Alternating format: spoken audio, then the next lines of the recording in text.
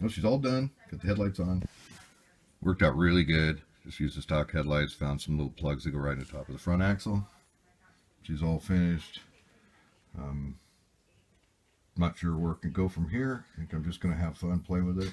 Do a little bit of a video down. Maybe we're driving it up and down the road. And we'll just have to go from there. Because it looks great, I think. Works great. Drives great. I'm running a 3-cell. Running a quick run.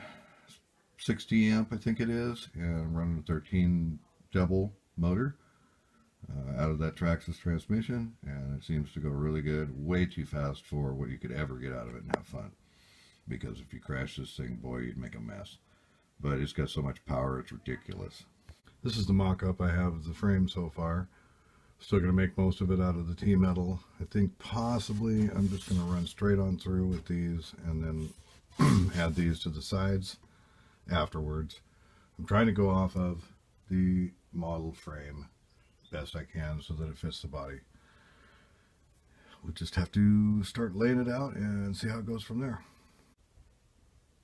The Corvette has a real nice interior, but I am going to have to cut the side panels off of it and cut them down in here and pull them in because I'm going to run aluminum on the sides.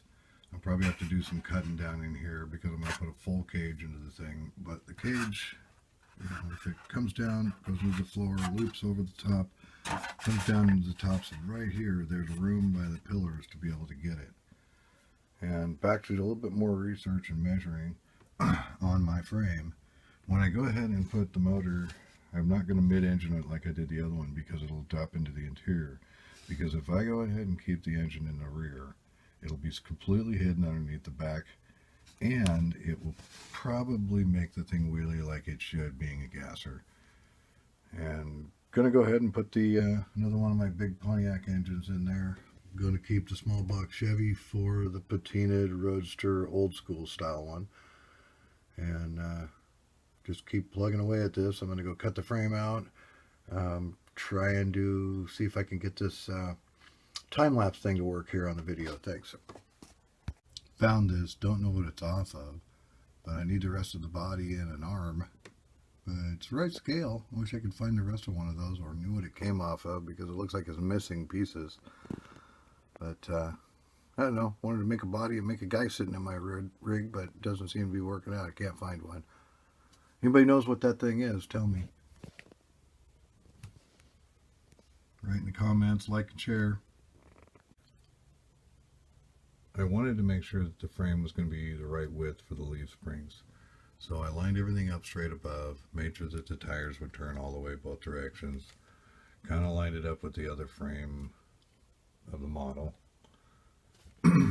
designed it down. I think I am going to go ahead and go with the straight through rails, but I think I'm going to step these in just a little tiny bit and up just a little tiny bit that I can do with that T-metal.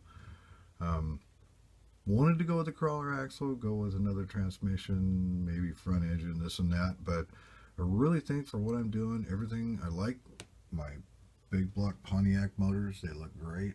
They work good. I'm going to save my small block Chevy for another build. But if I go with the Traxxas and I don't turn the motor around, put the motor here and turn the tranny around backwards, and I keep the motor back over here, it'll be hidden under the back of the Corvette completely. I think I can put some ladder bars on the independent arms on the side so that it looks the part, and I think it'll perform by wheeling like a good old gasser should, because the weight's down because of the plastic motor in the front. And still trying to get that time-lapse thing figured out. I'm go back and try it one more